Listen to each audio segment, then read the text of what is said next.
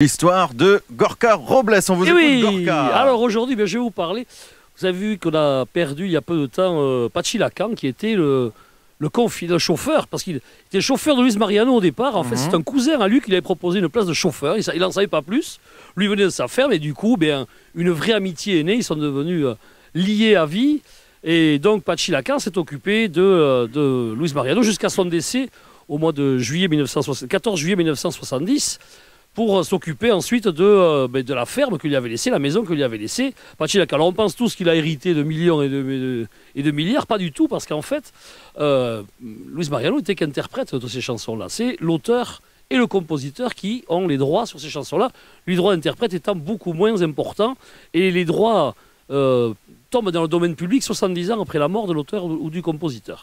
En fait, quand je pense à Luis Mariano, je pense aussi beaucoup à Francis Lopez.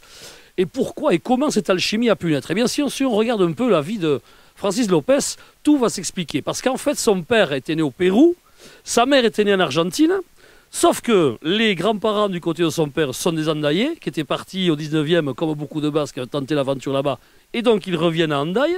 Sa maman, à Buenos Aires, eh bien, ses parents étaient partis d'Andaye, et donc le retour, ils reviennent vivre, et il grandit. Il naît, lui, à Montbéliard par hasard, mais il grandit. Il est pur basque, en fait, c'est toute sa famille est basque de côté. Et Luis Mariano est d'Irún. Il est juste de l'autre côté de la baie de Chingudy. Ce qui fait que, d'abord, Francis Lopez fera des études pour être dentiste, comme l'était son père. Il montera à Paris et il jouera dans les cabarets le soir, au Jockey d'Or, notamment dans des clubs assez fameux. Mais à 25 ans ou 26 ans, il est joué et il est interprété par Raymond Legrand, qui était le papa de Michel Legrand, qui avait un orchestre extraordinaire à l'époque. Et du coup, à 26 ans, il se retrouve à écrire pour Georges Guettari, Tino Rossi, Maurice Chevalier. Avec 26 ans, il a déjà une carrière énorme en France parce qu'il est chanté par les plus grands. C'est en 1945 qu'il écrit La Belle de Cadix pour Mariano, qui devait durer 5 semaines et qui durera 2 ans sur le même endroit. Et on comprend mieux, du coup, suite à la généalogie des uns et des autres, l'amitié et la force des mélodies inspirées certainement de choses qu'il avait pu entendre ici, qui créera cette carrière et ce répertoire de l'opérette qu'ont créé les deux, qu'on n'a toujours pas réussi à égaler. Je pense qu'il y a des choses qui ont été tentées, mais ça reste moins brillant que ce qu'on a pu connaître avec eux. Donc voilà, quand on pense à un nom, il y a toute une trilogie. Il y a Raymond Quincy aussi qui écrivait les paroles, qui était le parolier de toutes ces opérettes et ces opéras.